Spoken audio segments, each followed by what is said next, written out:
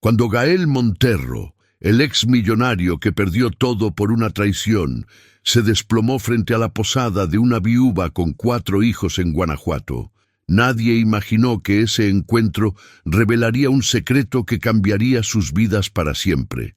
Dale like si crees en segundas oportunidades, suscríbete para más historias y comenta desde dónde nos estás viendo.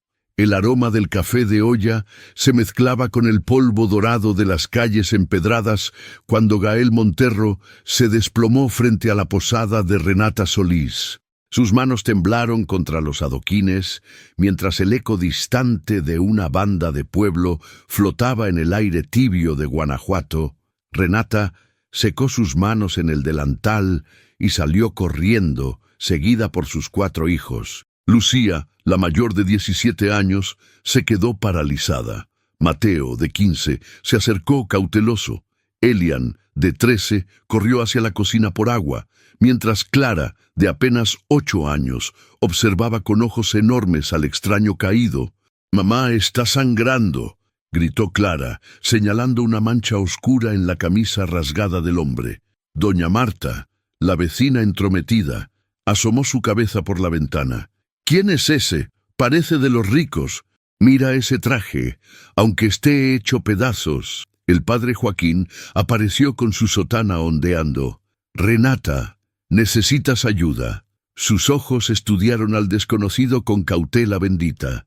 Miguel, el mecánico amigo de su difunto esposo, se acercó limpiándose las manos grasientas. «Ese traje, lo he visto en los periódicos». Su voz llevaba un susurro de reconocimiento. Gael luchaba contra fragmentos de memoria, oficinas de cristal, cifras millonarias, la traición de rostros que una vez llamó hermanos, el olor del papel húmedo de una fotografía rasgada en su bolsillo lo devolvió al presente. Renata dudó. Proteger a sus hijos era su prioridad, pero algo en la vulnerabilidad de ese hombre la conmovió. «Ayúdenme a llevarlo adentro». Clara se agachó y recogió pedazos de la fotografía que se habían esparcido. El papel olía a tinta corrida y secretos. Sus deditos trazaron un símbolo extraño en uno de los fragmentos. Las manos de Gael se cerraron instintivamente, recordando cuando esas mismas manos firmaban cheques y cerraban negocios. Ahora solo sostenían ruinas. Cuando despertó horas después en un catre de la posada, sus ojos se encontraron con los de Renata. Ella sostenía una taza humeante de té de manzanilla. «¿Cómo te llamas?», preguntó con voz suave pero firme. Gael tragó saliva, el sabor amargo de la mentira en su lengua. «Gabriel, Gabriel Montoya». El tintineo de las llaves de la posada marcó el inicio de una historia que cambiaría todo. Gabriel, como insistía en llamarse, aceptó quedarse algunos días a cambio de trabajo. Sus manos, acostumbradas a firmar contratos millonarios, ahora temblaban al barrer el patio de la posada. Lucia lo observaba mientras preparaba masa para tamales. «Tienes manos de oficina, no de trabajo», le dijo con la directez de una joven que había madurado demasiado pronto. Planeaba vender esos tamales para ayudar con los gastos. Mateo encontró en Gabriel un confidente inesperado. Le contó sobre Alba, la reportera local que siempre andaba buscando historias económicas interesantes. «Dice que en esta región pasan cosas raras con las empresas». Elian pasaba las tardes en el taller de Miguel, donde los 2 hombres compartían silencios cómodos entre el aroma del aceite de motor y el sonido del metal. Renata luchaba con las cuentas cada noche. Los números no mentían, la posada apenas sobrevivía. Observaba a Gabriel de reojo, notando cómo evitaba mirar sus propias manos, como si le trajeran recuerdos dolorosos. Doña Marta no paraba de susurrar. «Ese hombre esconde algo. Los ricos no aparecen así como así en nuestro barrio». El tintineo constante de las llaves cuando Renata abría y cerraba habitaciones se había vuelto la banda sonora de sus días. Gabriel reconocía ese sonido, le recordaba a su oficina, donde cada puerta que se abría significaba una nueva oportunidad o una nueva traición. Por las noches, El aroma del mole que preparaba Renata se mezclaba con el café, creando una sinfonía olfativa que calmaba las pesadillas de Gabriel. Soñaba con cifras que se desvanecían, con rostros que lo señalaban acusadoramente. Clara había reconstruido parcialmente la fotografía. Sus dedos infantiles trazaban el símbolo que había visto antes, pero no lograba recordar dónde. «¿Por qué cargas esta foto rota?», le preguntó una tarde, sentada junto a Gabriel en el pequeño jardín. Él la miró, y por primera vez en semanas sus ojos no evitaron el contacto, porque a veces las cosas rotas son lo único que nos queda del pasado. El teléfono de la posada sonó esa noche. Renata contestó, pero solo escuchó respiración pesada antes de que cortaran. Un escalofrío le recorrió la espalda. Las manitas de Clara trabajaron como las de una detective, pegando los pedazos de la fotografía con cinta adhesiva. Renata la ayudaba, sus dedos más grandes guiando los más pequeños. «Mira, mamá». Clara señaló un símbolo parcialmente visible. «Se parece a algo que papá tenía en sus papeles». El corazón de Renata se detuvo. Héctor había muerto 3 años atrás, en un accidente en la empresa donde trabajaba. Nunca había hablado mucho de ese lugar. Alba husmeaba en los archivos de la municipalidad, sus ojos entrenados de reportera buscando conexiones. Encontró expedientes sobre una empresa que había tenido problemas financieros, nombres que empezaban a formar un patrón. El padre Joaquín recordaba a Héctor como un hombre justo, de esos que no se callaban cuando veían injusticias. Siempre decía que los poderosos creían que podían esconder sus pecados detrás del dinero. Rosa, una mujer nerviosa que había trabajado en contabilidad, se escondía en su casa. Los nombres de Arturo Vargas y Leticia Rivera la aterrorizaban. Sabía demasiado y había callado demasiado tiempo. Gabriel luchaba contra las pesadillas, veía rostros que se burlaban, firmas que se desvanecían, la sensación de caer en un abismo sin fondo. Despertaba empapado en sudor frío. El banco llamó a Renata. La voz impersonal le recordó que tenía 2 meses de retraso en los pagos. La posada, el único hogar que conocían sus hijos, estaba en peligro. Esa noche, mientras las ofrendas del pueblo brillaban con velas y el aroma del pan de muerto flotaba en el aire, el teléfono volvió a sonar. «Saque a ese hombre de su casa». La voz era ronca, amenazante, o su posada tendrá problemas. Renata colgó con manos temblorosas. Gabriel había escuchado desde la escalera, sus pasos pesados traicionando su presencia. «Es por mí», murmuró, con la culpa pintada en cada palabra. «Debería irme». Pero Clara corrió hacia él con la fotografía reconstruida. «Gabriel, ya sé dónde he visto este símbolo». El silencio se espesó como el mole que se cocinaba lentamente en la estufa. Los rumores se extendieron por Guanajuato como el humo del copal en las iglesias. «El exmillonario vive en la posada de Renata», susurraban las comadres en el mercado. Lucia defendía a Gabriel mientras vendía sus tamales. «Es buena gente. Los ricos malos no friegan pisos». Los clientes la miraban con lástima. Una muchacha tan joven defendiendo al lobo que había llegado a disfrazarse de cordero. Mateo confrontó a un grupo de muchachos que burlonamente imitaban a Gabriel barriendo. «Déjenlo en paz, no saben nada». Miguel había estado investigando por su cuenta. Héctor le había confiado cosas antes de morir. Pequeños detalles sobre irregularidades en la empresa, sobre jefes que presionaban para que callara. La hostilidad creció. Algunos vecinos cruzaban la calle para evitar la posada. Las reservaciones se cancelaron. Renata veía cómo su último sustento se desvanecía. En una oficina elegante de la Ciudad de México, Arturo Vargas colgó el teléfono con satisfacción. «Ya saben dónde está. Manténganlo vigilado». Leticia Rivera limó sus uñas perfectas. ¿No sería más fácil eliminarlo? «No, primero queremos saber qué tanto recuerda». «¿Qué tanto sabe?» Gabriel sintió los ojos observándolo desde las sombras. El instinto que lo había hecho millonario ahora le gritaba peligro. La carta llegó un martes por la tarde, entregada por un niño que corrió sin dar su nombre. Renata la abrió con dedos temblorosos. Su huésped es un ladrón, robó millones, pregúntenle por el dinero de las pensiones. Gabriel la leyó por encima del hombro de Renata. Su rostro se descompuso.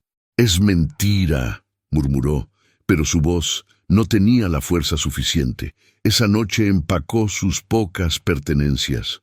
No podía seguir poniendo en peligro a esta familia que lo había acogido, pero cuando bajaba las escaleras, escuchó el llanto de Clara, los sollozos contenidos de Lucia. Sus pasos pesados se detuvieron en el último escalón. No podía irse, no todavía. El aroma del aceite de motor aún impregnaba la ropa vieja de Héctor.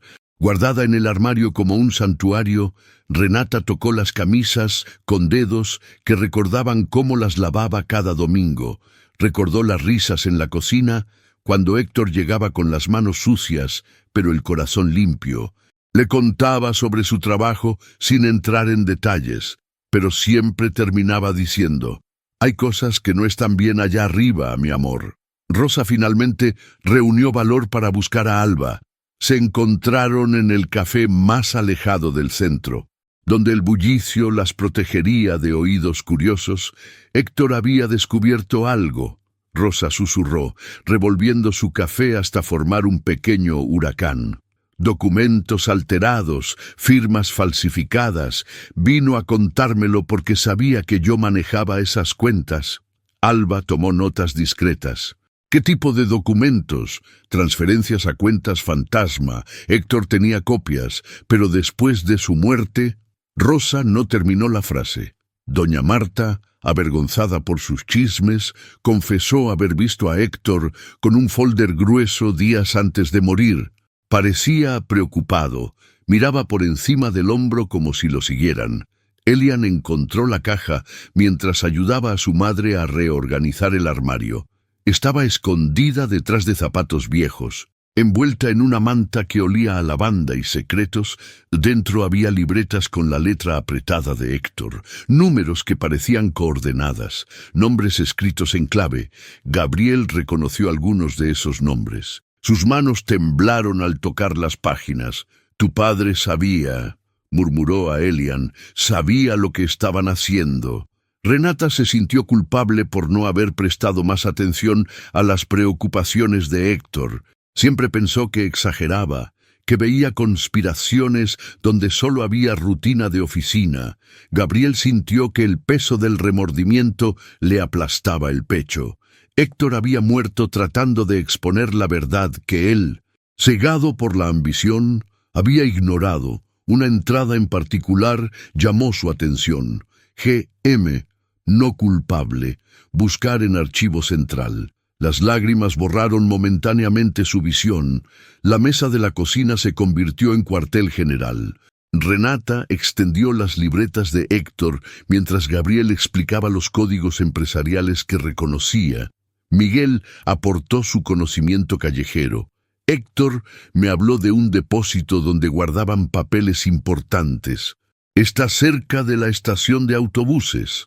Alba organizó la información como una verdadera investigadora. Necesitamos evidencia sólida. Los testimonios no bastarán contra gente tan poderosa.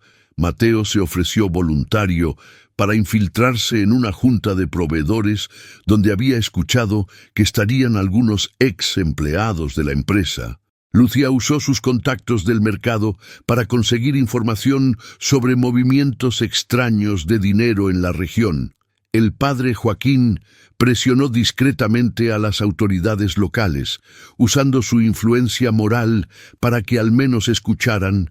Rosa entregó a Alba una copia borrosa de un documento que había logrado guardar antes de huir de la empresa. Gabriel desconfiaba de revelar todo.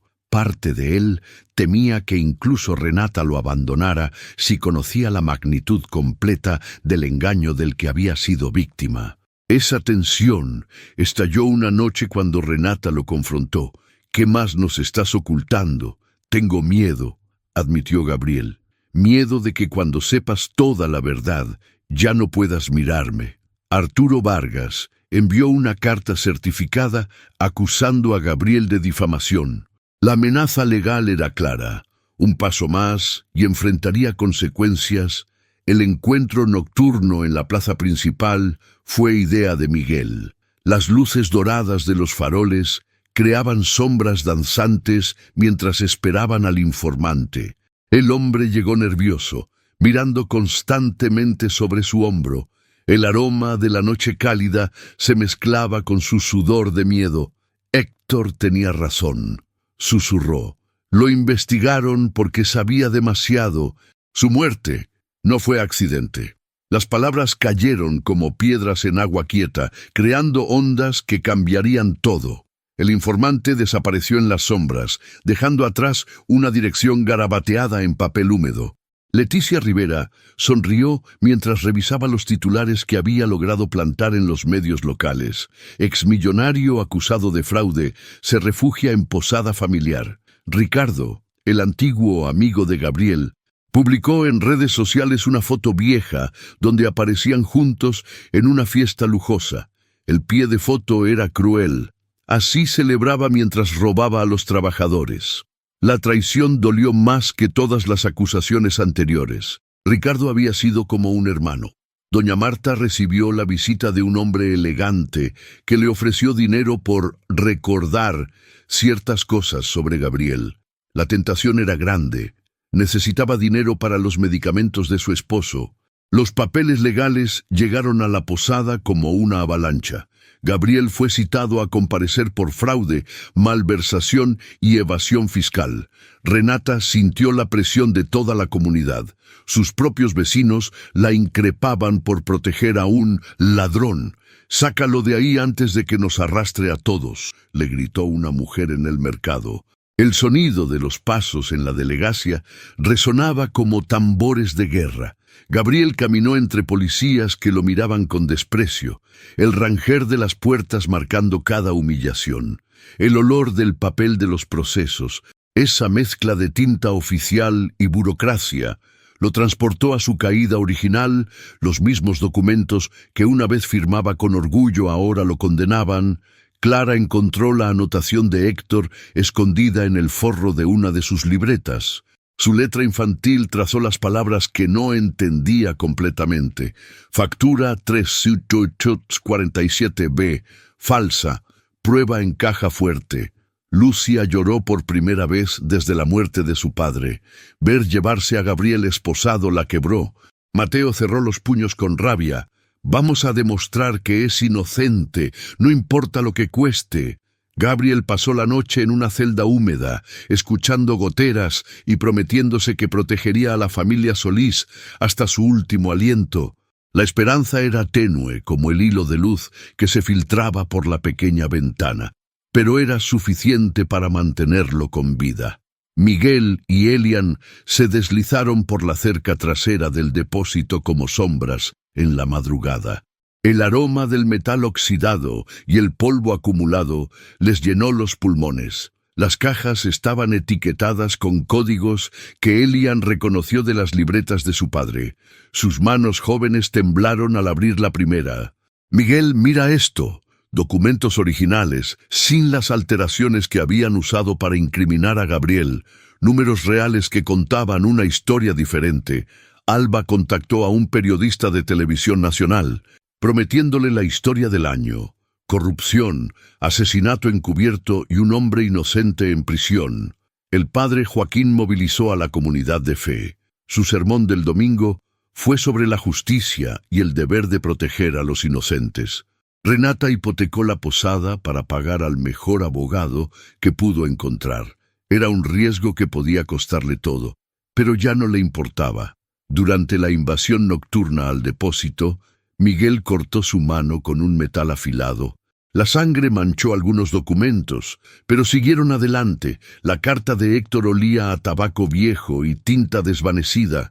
Sus palabras, escritas en código simple, revelaban fechas, lugares y nombres que confirmaban la conspiración. «Si algo me pasa, había escrito, busquen la verdad en los números que no cuadran. Gabriel, desde su celda, tomó la decisión más difícil de su vida. Cuando saliera, enfrentaría públicamente todo lo que sabía. Sin importar las consecuencias, ya no se trataba solo de limpiar su nombre. Se trataba de honrar la memoria de Héctor y proteger a la familia que se había convertido en su razón para seguir respirando. El abogado llegó con una sonrisa esperanzadora. Tenemos suficiente para solicitar su liberación inmediata. Pero Gabriel sabía que salir de la cárcel era solo el primer paso. La verdadera batalla apenas comenzaba. Rosa finalmente decidió testificar, sin importar las amenazas. Héctor habría hecho lo mismo por ella. La asamblea comunitaria se llenó hasta el último rincón disponible mucho antes de la hora programada. El aire espeso del salón municipal vibraba con murmullos de expectación, mezclados con el aroma familiar de café recién hecho y pan dulce que las señoras del barrio habían traído como si se tratara de una celebración en lugar de un juicio público.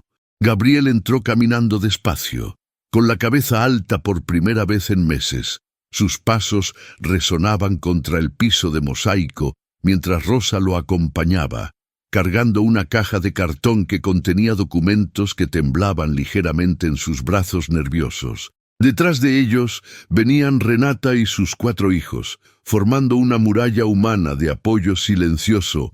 Arturo Vargas y Leticia Rivera se habían sentado estratégicamente en la primera fila, irradiando una confianza que habían cultivado durante décadas de manipular verdades a su conveniencia. Sus trajes caros contrastaban obscenamente con la sencillez del lugar y la humildad de la audiencia. Leticia revisaba sus uñas perfectas, como si estuviera en una reunión de consejo directivo, no en un tribunal improvisado donde su futuro se decidiría. Arturo consultaba constantemente su reloj dorado, como si tuviera lugares más importantes donde estar. El presidente municipal, un hombre honesto pero cauteloso, golpeó la mesa con su martillo improvisado. Esta asamblea tiene como propósito escuchar las acusaciones contra el señor Gabriel Monterro y las contraacusaciones que se han presentado. Alba se levantó con la autoridad que le daban años de investigación periodística. Su voz clara cortó el murmullo general, como una navaja afilada. Señores, lo que vamos a presentar hoy no son opiniones ni rumores, son hechos documentados que demuestran una conspiración que costó la vida a Héctor Solís y casi destruye la vida de un hombre inocente. Desplegó sobre la mesa principal copias ampliadas de documentos originales, cada uno marcado con números rojos que correspondían a fechas específicas. Las páginas crujían bajo la luz fluorescente, mientras los asistentes estiraban el cuello para ver mejor. Documento número 1. Transferencia bancaria autorizada por Arturo Vargas el 15 de marzo del año pasado, monto 2 millones de pesos a una cuenta en las Islas Caimán. Un murmullo recorrió la audiencia como onda expansiva. Arturo se removió incómodo en su asiento, pero mantuvo su máscara de indignación. Documento número 2. Factura alterada digitalmente para hacer parecer que Gabriel Monterro autorizó pagos fraudulentos. La firma original, analizada por peritos, corresponde a Leticia Rivera. Rosa se levantó con piernas temblorosas, pero voz firme. Yo procesé esas facturas. Me obligaron a cambiar los números después de que Héctor Solís comenzara a hacer preguntas incómodas. ¡Mentiras!, gritó Leticia. Levantándose bruscamente, esta mujer fue despedida por incompetente. El padre Joaquín la silenció con una mirada severa que había perfeccionado durante décadas de manejar feligreses problemáticos. En esta casa de la verdad, todos tendrán su oportunidad de hablar. Alba continuó implacablemente. Héctor Solís murió porque descubrió que alteraban facturas sistemáticamente para desviar millones de pesos de fondos de pensiones de trabajadores. Su accidente ocurrió exactamente 3 días después de que confrontara a la dirección con evidencias. Miguel se acercó al micrófono con manos que aún olían a aceite de motor. Héctor me contó que tenía miedo.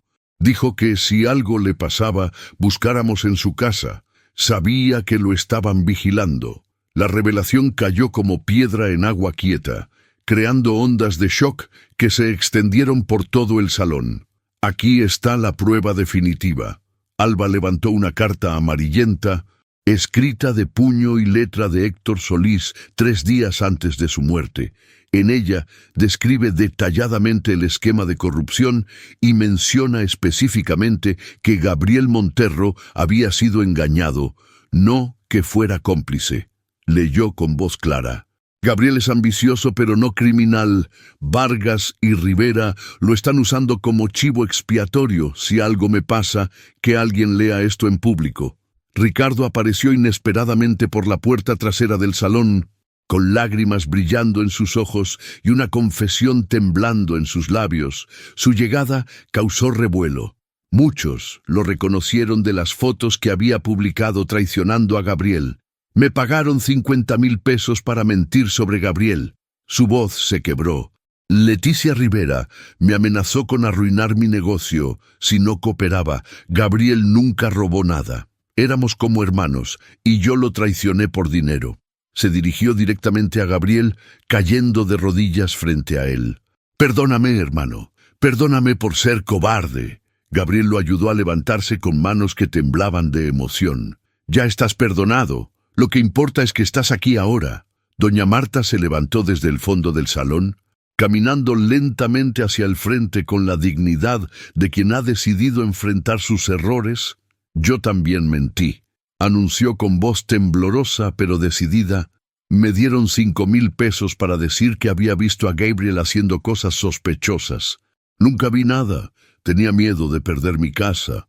Sus lágrimas corrían libremente mientras confesaba cada mentira, cada chisme malicioso que había esparcido como semillas venenosas en tierra fértil.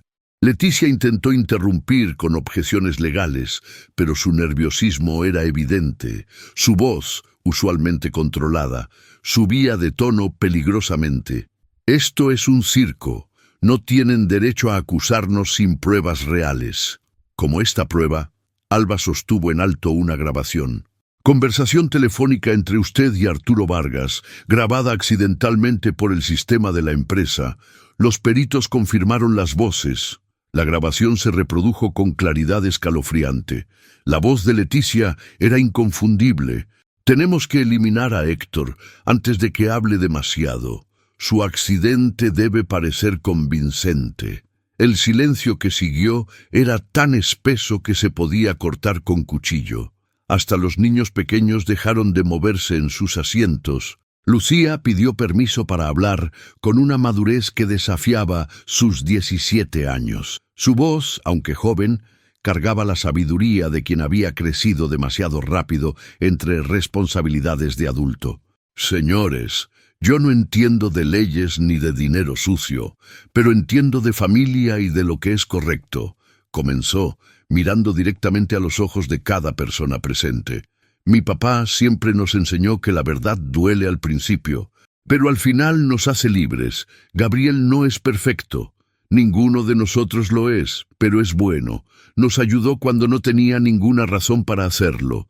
Trabajó sin paga, durmió en un catre viejo, y nunca se quejó. Su voz se fortaleció con cada palabra. Estos señores elegantes, señaló a Arturo y Leticia, mataron a mi papá para proteger su dinero sucio y casi destruyen a un hombre bueno para cubrir sus crímenes. ¿Vamos a dejar que se salgan con la suya? Sus palabras quebraron la resistencia de muchos corazones que habían sido endurecidos por meses de chismes y sospechas. Varias mujeres comenzaron a llorar, recordando a Héctor como el hombre bueno que había sido.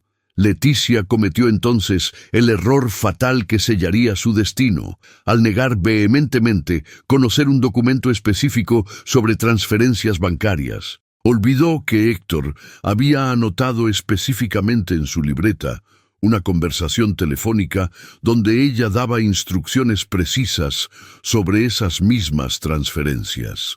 Alba sonrió, como depredador que huele sangre. Qué curioso que niegue conocer este documento cuando aquí tengo la transcripción exacta de una llamada donde usted dicta los números de cuenta. El rostro de Leticia se descompuso visiblemente. Su máscara de control se desplomó como castillo de naipes bajo viento fuerte. Gabriel tomó finalmente el micrófono con manos que ya no temblaban. Su voz resonó clara y firme en el salón abarrotado. Señores, durante años construí mi vida sobre la ambición. Quería más dinero, más poder, más reconocimiento. Esa ceguera me hizo vulnerable a people sin escrúpulos. Cometí errores, fui ingenuo y arrogante, pero no soy ladrón. Las lágrimas rodaron por sus mejillas sin vergüenza alguna. Cada gota lavando años de culpa y dolor acumulados. Esta familia, señaló a Renata y sus hijos, me enseñó lo que realmente vale la pena en la vida. No son los millones en el banco. Es poder dormir en paz sabiendo que no has lastimado a nadie para conseguir lo que tienes. La comunidad, que había llegado buscando justicia, encontró algo más profundo, redención auténtica y perdón mutuo. Renata se levantó desde el fondo del salón y caminó hacia Gabriel con pasos que resonaron en el silencio absoluto como campanas de iglesia. Cada paso era una declaración de fe. Cada segundo de caminata, una eternidad de decisión. Me equivoqué al dudar de ti, dijo frente a todos, su voz clara como agua de manantial. Perdóname por no ver desde el principio lo que mis hijos vieron inmediatamente. Un hombre herido que necesitaba una familia, no un criminal huyendo de la justicia. El abrazo que se dieron frente a toda la asamblea selló más que un perdón personal. Selló el triunfo de la verdad sobre la mentira, de la comunidad sobre la corrupción. Arturo Vargas y Leticia Rivera fueron arrestados esa misma noche, mientras las campanas de la iglesia tocaban victoria y la comunidad de Guanajuato celebraba que la justicia, aunque tardía, finalmente había llegado. 6 meses después, el aroma del pan de muerto recién horneado flotaba desde la cocina renovada de la posada como una promesa dulce que abrazaba a cada visitante. Las risas de los niños se mezclaban con la música tradicional que sonaba desde la nueva radio, creando una sinfonía de felicidad que Renata nunca pensó volver a escuchar en su hogar. Gabriel tenía su nombre completamente limpio. Los documentos oficiales que confirmaban su inocencia estaban enmarcados en la oficina del abogado, pero él los había archivado en su memoria como recordatorios de que la verdad siempre encuentra su camino. Arturo Vargas y Leticia Rivera enfrentaban cargos federales por fraude y homicidio. Sus imperios construidos sobre mentiras se desmoronaron como castillos de arena bajo la marea implacable de la justicia. La prensa nacional había cubierto el caso durante semanas. Gabriel rechazó todas las entrevistas, prefiriendo el silencio digno al espectáculo mediático. Su única declaración pública había sido simple. La familia Solís me devolvió la fe en la humanidad. Lucía había recibido una beca completa para estudiar administración hotelera en la Universidad de Guadalajara. Sus ojos brillaban cuando hablaba de sus planes para expandir la posada familiar, pero siempre regresaba los fines de semana para ayudar con los tamales que ahora se habían vuelto famosos en toda la región. Sus manos, que habían aprendido a amasar por necesidad, ahora lo hacían con pasión profesional. Voy a hacer de este lugar el corazón turístico de Guanajuato, le confesó a Gabriel, mientras preparaban masa juntos una tarde, pero sin perder lo que somos. Mateo trabajaba medio tiempo en el periódico local, donde Alba lo había tomado bajo su protección maternal. Sus primeros artículos sobre corrupción empresarial ya causaban revuelo en círculos políticos. El muchacho tenía un don para desentrañar verdades escondidas. una herencia espiritual de su padre que lo llenaba de orgullo. Alba le había enseñado que el periodismo verdadero no busca fama, sino justicia. Escribe para los que no tienen voz, le repetía mientras revisaban sus textos bajo la luz amarillenta de la redacción. Elian y Miguel formalizaron su sociedad en el taller mecánico. El muchacho tenía manos doradas para reparar motores, un talento que parecía fluir directo desde el corazón de Héctor. Los clientes venían de pueblos lejanos, no solo por la calidad del trabajo, sino por la honestidad que irradiaba cada transacción. Miguel había enmarcado la primera factura que emitieron juntos. «Tu papá estaría orgulloso», le dijo a Elian mientras colgaban el documento en la pared principal del taller. Rosa abrió una pequeña consultoría contable en el centro de Guanajuato. Su oficina modesta, pero ordenada, se había convertido en refugio para pequeños empresarios que necesitaban mantener sus números limpios y transparentes. Había encontrado en la honestidad profesional una forma de honrar la memoria de Héctor y reparar su propio pasado silencioso. «Nunca más me callaré ante una injusticia», se prometía cada mañana mientras abría su oficina y encendía la computadora donde registraba meticulosamente cada peso que pasaba por sus manos. Doña Marta se convirtió en la defensora más férrea de Gabriel, contando a quien quisiera escuchar sobre su bondad y humildad. Había devuelto el dinero del soborno y ahora visitaba a Gabriel cada tarde para tomar café y pedirle consejos sobre inversiones modestas. «Los chismes destruyen, la verdad construye», repetía como mantra personal, avergonzada de su comportamiento pasado, pero determinada a reparar cada palabra maliciosa con 10 palabras de bondad. La relación entre Renata y Gabriel creció lentamente. Como las plantas de su jardín que cuidaban juntos cada amanecer, no había prisa, no había presión del mundo exterior, solo la certeza tranquila de que habían encontrado en el otro un compañero de vida que entendía tanto el valor del silencio como la importancia de las palabras justas. El romance era sereno, hecho de tazas de café compartidas mientras veían salir el sol, manos que se rozaban al pasar platos en la cocina renovada, miradas que se encontraban por encima de las cabezas de los niños y confirmaban sin palabras que el amor verdadero no necesita declaraciones grandilocuentes.